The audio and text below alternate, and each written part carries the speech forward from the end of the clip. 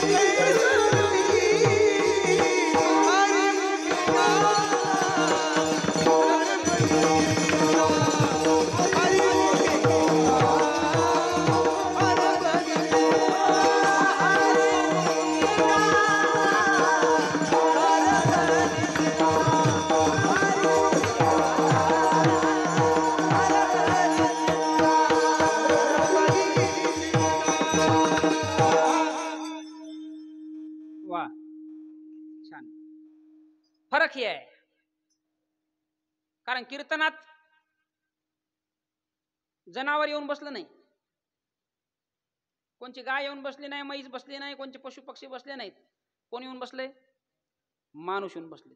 म्हणून काय समजत आलेत का, नाही. कीर्तनात आणणारे आज तरी 5वा दिवस आहे, तर बरे दिसालेत बरे. आता इथून तुम्ही उद्यापासून परवापासून बघा पलीकडं, इथं कमी आहे पण पलीकडं कुठं, हा. मानवी जीवन भेटल्यावर जर आपल्या जीवनामध्ये भक्तीचा मार्ग नसेल, आपण जर भक्तीला लागलो नसेल, आपल्याला जर देवाची ओळखच होत नसेल, तर जंगलामधला पशु मेल्याला एकीकड, तसा गावातला मेलेला माणूसही एकीकड. दोन्हीचं जर मूल्यमापन केलं तर सारखं आहे.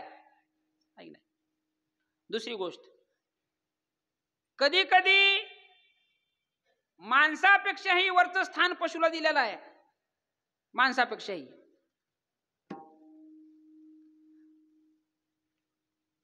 जे मांसभक्षी प्राणी आहेत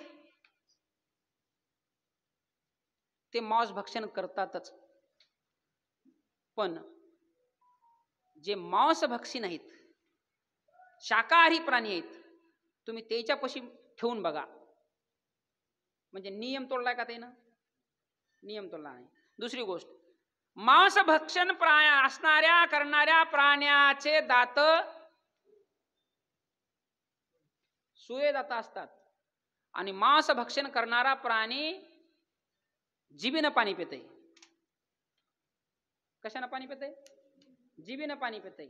आणि शाकाहारी प्राणी ओठानं पाणी पिते, शाकाहारी प्राणी. म्हणजे जे नियम त्याला आहेत ते नियम मोडले नाही. तरी बी कधी कधी असा प्रसंग येतोय, कधी कधी असा प्रसंग येतोय, माणूस असून माणसाच्या जीवनामध्ये एखादी तरी नियम असला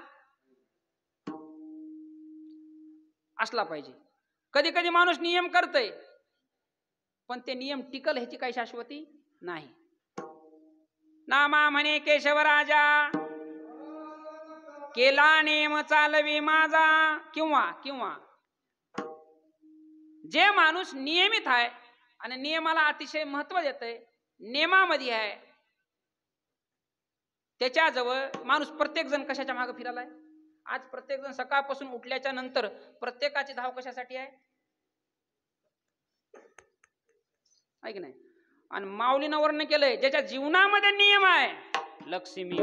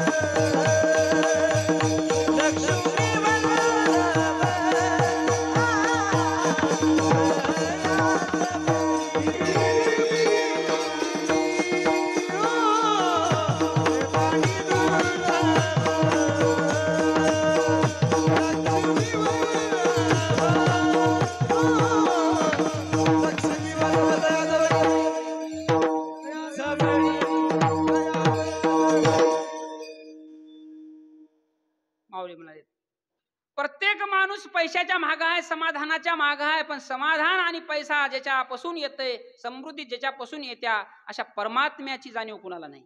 आणि परमात्मा जर आपल्याला पाहिजे असेल तर आपल्या जीवनामध्ये नियम पाहिजेत, पण नित्य पाहिजेत, नित्यता असला पाहिजे. मग नियम कोणते आहेत? आपण तर कोणतेही करालो आहे की नाही. दुसरी गोष्ट अशी आहे, कलियुगामध्ये अवगुणाचे नियम कधीच सुटत नाहीत आणि सद्गुणाचे नियम लवकर लागत नाहीत. सद्गुणाचे नियम लवकर लागत नाहीत आहे की नाही. कीर्तनात आल्यावर माणूस आल्यावर बसतय, पण बसल्यावर 100% कीर्तन ऐकल असं नाही, कारण लगेच कधीतरी झोप लागते. बरं, कीर्तनात झोप का लागते? पुरावा आहे, त्याला पुरावा आहे. कीर्तनी बैसता निद्रे ना गवले, कारण दिलंय मन माझे गुंतले विषय सुखा. शरीरानं कीर्तनात बसला, पण शरीरातलं असणारं मन हे मात्र आपल्या संसारातल्या विषयाच्या सुखाकडे आकर्षित असल्यामुळं कीर्तनात बसल्यावर कधी झोप लागते ते कळत नाही. ह्याच्यात त्याची पावती आहे, ज्याचं त्यानं बघायचंय. ज्या अर्थी आपल्याला कीर्तनात बसल्या बसल्या झोप लागत्या, त्या अर्थी आपण इथं नाव नाही, कारण आपण त्या नियमात नाव. आणि तुम्हाला सांगतो, पशु पक्ष्यानंही नियम केलेत. आणि तुकाराम महाराजचं म्हणणं आहे, काही नित्य नेमावीन अन्न खायतो श्वान. काहीतरी एखादी नियम आपल्या जीवनात असला तर जमलं, जर नसल तर खाल्यालं अन्न हे तुकाराम महाराजांनी उपमा दिल्या कुत्र्याची. एवढंच नाही, कुत्रा तरी बरा म्हणालेत, कुत्रा तरी बरा म्हणालेत. आम्ही एका गावाला कीर्तनाला गेलो काल परवा. टाकळी नावाचं गाव आहे माहूरकड. कीर्तन झाल्यावर तिथं आम्हाला बोललं की चहा तरी पिऊन जा म्हणून. ते संध्याकाळी म्हणजे जवळपास 11 साडे11चा टाइम. आणि त्या ठिकाणी बोलल्यावर त्याने सांगितलं, ते आम्ही बसला असताना बाहेरून मोठं एक कुत्रा आलं. गुरुजी, कुत्रा आल्यावर ते बरोबर डायरेक्ट घरात आलं, पण त्या मालकानं सांगितलं मधात काही काम नाही, बाहेर बस. ते बाहेर जाऊन बसलं. मधात काही काम नाही, बाहेर जाऊन बस. ह्या जगामधल्या प्रत्येक प्राण्याला माहित आहे मला जागा कोणची आहे बसायची, फक्त माणूस सोडून. फक्त माणूस सोडून आहे की नाही. त्या कुत्र्याला बाहेर जाऊन बसण्यावर ते काय कुत्र शहाणा आहे म्हणलं, बाहेर जाऊन बसले. त्या मालकानं सांगितलं, म्हशीचं दूध काढल्या त्याला अर्धा लिटर 1 लिटर दूध ठेवावं लागते. आणि ते पेतय, पिऊन एकटंच शेताकडे जातंय. 10 एकरची शेती एकटंच राखतंय. रोहिटाळ येऊ देना, डुकर येऊ देना, सामर येऊ देना, कुणालाच येऊ देत नाही. म्हणजे इमानदार कोण? कुठल्याही प्राण्याचा तुम्ही घ्या, प्रत्येक प्राण्यात एक एक गुण आहे. कुत्र्याकून माणसाने इमानदारी शिकली पाहिजे. पण कितीही इमानदार असेल तर माणूस पटकून बेईमानीवाला आहे. सकाळी वेगळंच, दुपारी वेगळंच आणि संध्याकाळी वेगळंच. किती स्वर आहेत आपल्या पेटीमध्ये, हार्मोनियम मध्ये? 12. 7 मुख्य स्वर, 5 उपस्वर, 12 स्वर. समजात महत्वाचा स्वर कोणचा? पंचम. कोकिळेचा स्वर आहे. समजात महत्वाचा पंचम कोकिळेचा स्वर आहे. एका पक्ष्याकून स्वर घेतलाय ते. हे आता गायला गुरुजी आपण सा रे ग म प ध नि सा. पण शास्त्रकारांना असं सांगितलंय प्रत्येक स्वर एका प्राण्याकून घेतलाय. माणसाकून घेतलेला स्वर एकही नाही. माणसाकून घेतलेला स्वर एकही नाही. साच्या नंतर कोणता स्वर? रेला काय आहे शास्त्रीय संगीतात नाव? रिषभ. म्हणजे रिषभ म्हणजे बैल. हा, रिषभ म्हणजे बैल. बैलाकून स्वर घेतलाय रे नावाचा. तिसरा स्वर आहे कोणचा? त्याला काय नाव आहे शास्त्रीय संगीतात? गांधार. गांधार म्हणजे बकरी. सा रे ग.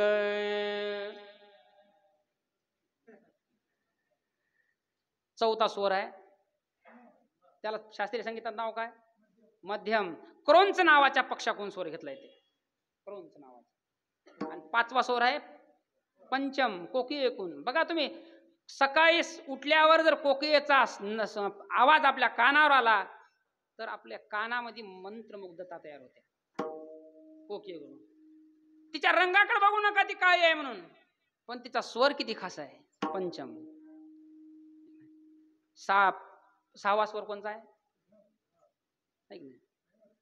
दैवत. त्याला काय म्हणावं? दैवत. हे दैवत नावाचा स्वर कुणाकून घेतलाय? तुम्ही हसाल. बेंडकाकून. बेंडकाकून. तुम्ही मला एक असं काही उगाच काही तर सांगा ना, त्याला पुरावा आहे.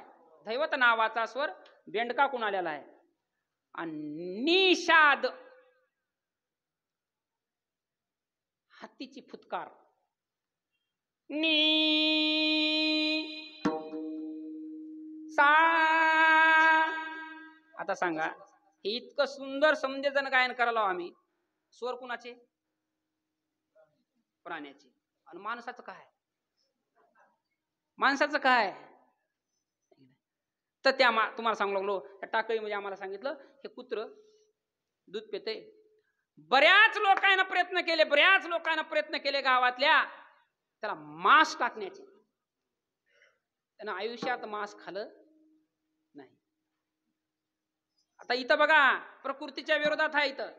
कारण त्याला सुवेदात वेत, कुत्र जिबीनं पाणी पितय हे सिद्धांत असताना बी जर त्याला मांस टाकल्यावर ते मांस खात नाही, याचा अर्थ त्या कुत्र्यानं नेम सांभाळलाय. विठाला विठाला.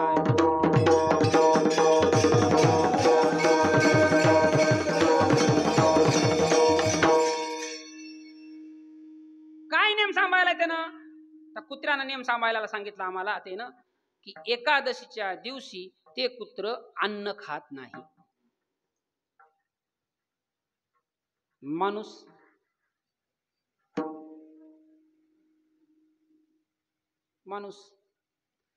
एकादशीच्या दिवशी ते कुत्र अन्न खात नाही. कितीही कुणाही टाकून बघलं तरी ते खात नाही म्हणा. कशाला हातच्या काकणाला आरसा? आमच्या गावामध्ये पंधरवाडी एकादशी निघत्या, दिंडी असते. आज तुम्हाला या म्हणलं होतं, तुम्हाला या म्हणलं होतं, आज बघायला भेटत होतं तुम्हाला. आज 200 माणसं होते. तर त्या समजा 200 माणसामध्ये अख्खं गाव 2 घंटे एक कुत्र हिंडते. त्या दिंडीमध्ये कुत्र हिंडते. विचारा की तेव्हा ते समजे बसलेले तिथे समजायला. आम्ही पंढरपूरच्या आषाढी वारीमध्ये 1 महिना फिरला असताना त्या दिंडी संघ कुत्र बघलं होतं. त्याची पूजा चालू होती. कशाची? कुत्र्याची. एक गाव आहे, तिथं कुत्र्याची समाधी आहे, त्या गावाला नाव कुत्र्याचं पडलंय, सुनेगाव. कशामुळे? आयुष्यात एकादश त्यानं बाटिली नाही, आणि ह्यानं बाटिल्याशिवाय सोडत कोण? मी तुम्हाला काय सांगालो, जर पशु असून जर एकादशीचं व्रत, एकादश सांभाळणं, तुमचं म्हणणं मग एकादश सांभाळली पाहिजे का, एकादशीचं व्रत केलं पाहिजे का, एकादशीचा उपवास धरलं पाहिजे का, तर त्याला पुरावा सांगतो तुम्हाला. पुरावा परमार्थिक नाही, पुरावा वैज्ञानिक आहे. पुरावा वैज्ञानिक आहे. गर्ग संहितेमध्ये त्या पुराव्याला दुजोरा दिलाय गर्ग संहितेनं.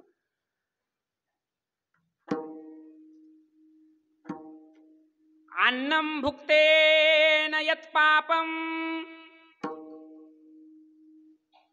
अन्नामुळे माणसाकडे विकार तयार होतात, कारण अन्नात संचायते विकार, गीतेमध्ये सांगितलंय. अन्नामुळे विकार तयार होतात, आणि कारण अन्न तर खावाव लागतेच, कारण कलियुगामध्ये अन्नमय कोश आहे, अन्नामध्ये प्राण आहे. कृतयुगामध्ये अस्थिगत प्राण होता, माणसाचे हाड ठिसूळ होऊन संपजेपर्यंत माणसामध्ये जीव राहत होता कृतयुगात. त्रेतायुगामध्ये मांसामध्ये प्राण होता, द्वापार युगामध्ये रक्तामध्ये प्राण होता, पण कलियुगात अन्नात प्राण आहे. अन्नात प्राण संस्थिता, अन्न लागाले आपल्याला. मग आता एक करा, अन्न खाल्यावर विकार वाढते. आपली संस्कृती किती श्रेष्ठ आहे, 14 दिवस अन्न खाल्लं की आपल्यामध्ये विकारही वाढतात आणि पापाची बुद्धीही वाढते. पापाची बुद्धीही वाढते. जास्त अन्न खाणाऱ्या माणसामध्ये बुद्धी मंद होते, आणि बुद्धी मंद झाल्यावर वाईट विचार यायला सुरुवात होते, ऐक नाही. म्हणून साधू संतांनं तुम्हाला आम्हाला खूप सुंदर असं मार्गदर्शन केलंय. युक्त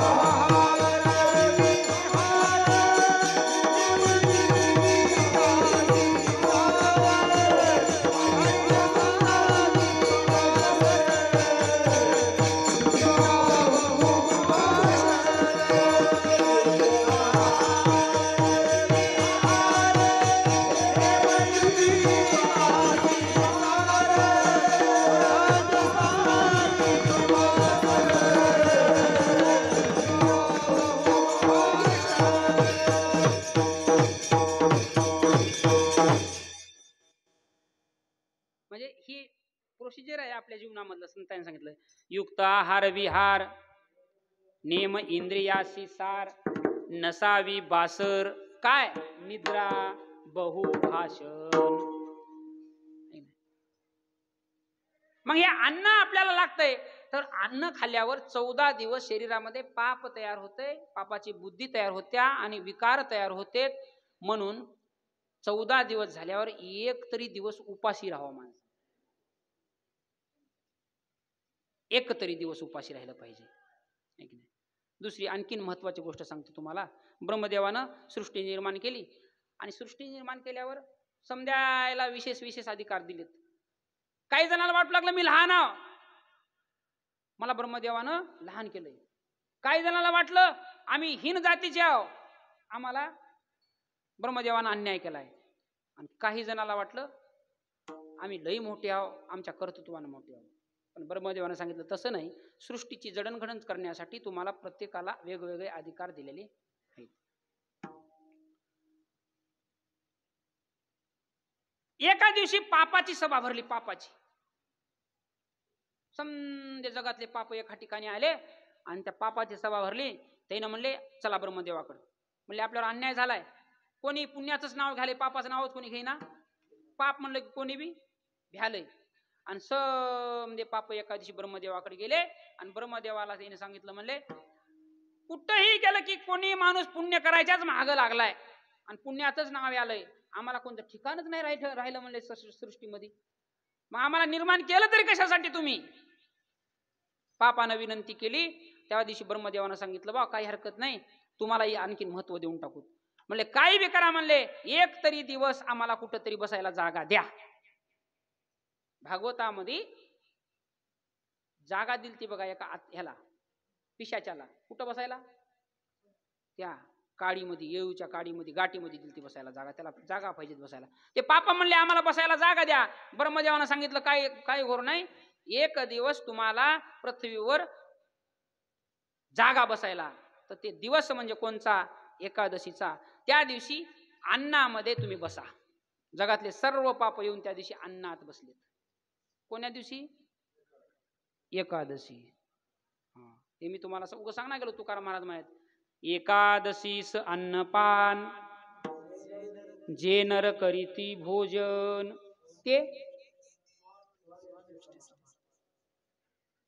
कयाच्या समान? श्वान म्हणजे, विष्ठा म्हणजे. आता हे तुकाराम महाराजांचं बोलणं आहे. आणि अधम जनता एक ते एक. एकादशीच्या दिवशी जर आपल्याला अन्न खाऊ वाटत असेल जास्तीत जास्त, तर समजायचं त्या दिवशी आपले पापसम म्हणजे पृथ्वीवरचे ते अन्नात बसलेत. मग काही जणांचा प्रश्न असा आहे, तुम्ही एकादशीच्या दिवशी आम्हाला अन्न खाऊ देणार ना, उपवास धरा असं सांगाला, फायदा काय?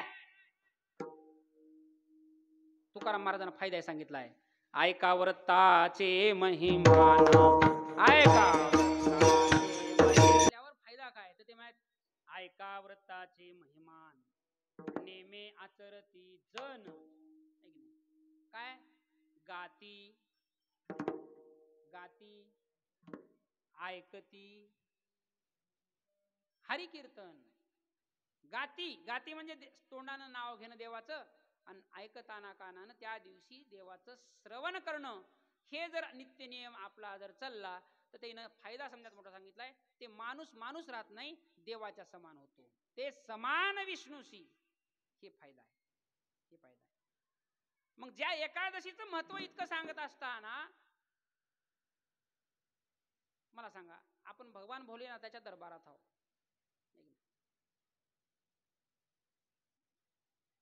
वारकरी संप्रदायामध्ये 5 पर्व काळाला खूप महत्व दिले.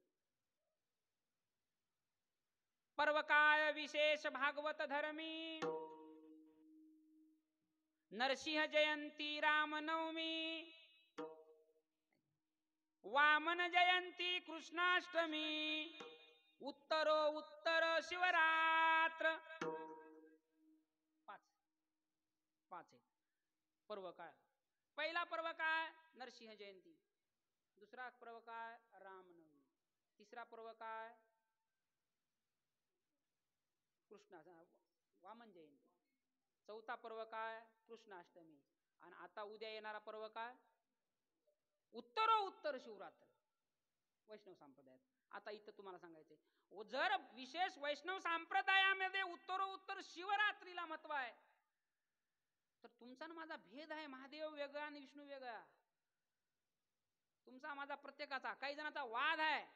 काही तर वाद इतके विकोपाला गेले. शैव संप्रदायाचे लोक त्याचा वेगळा फड, आणि वैष्णव संप्रदायाचा वेगळा फड. शैव संप्रदायाचा गंध वेगळा आणि वैष्णव संप्रदायाचा वेगळा. आपल्यामध्ये भेद आहे. तुम्हाला सांगालो, आपण भेद बाळगाला, पण जे मुख्य 2 देव आहेत त्याच्यात भेद आहे का?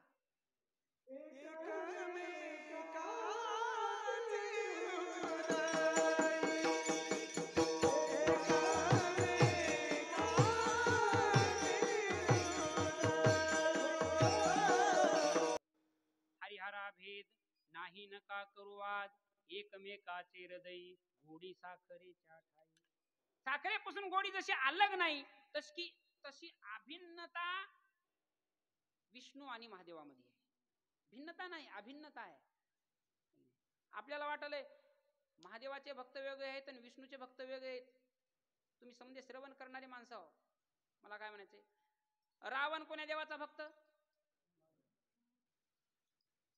रावण कोण्या देवाचा भक्त? महादेवाचा. आणि रावणावर विजय प्राप्त कोण करायला जाऊ लागलं? प्रभू रामचंद्र. बरोबर आहे. मग मला सांगायचंय तुम्हाला, रावणालाही माहित होतं आपल्यावर विजय प्राप्त करायला कोण आहे? वैष्णव आहे. वैष्णव आहे. आपण कोणाचे भक्त आहोत? महादेवाचे भक्त आहेत. आणि तुम्हाला सांगतो, ज्यानं महादेवाचं स्तोत्र निर्माण केलंय, रावणासारखं स्तोत्र आणखीन हे कुणा निर्माण केलं नाही. लोक म्हणतात रावण खराब आहे, लोक म्हणाले, समजा लोक कुणालाही म्हणा, कोणी म्हणते बेशकच फुकटच रावण खराब. रामायण चांगला आहे का तुम्ही? काल परवा शक्ती होती इथं अशोक वाटिकेमध्ये 6 महिने सीता राहिल्याच्या नंतर सीतेच्या मर्जीच्या विरहित रावण वागला का? वागला का? नाही.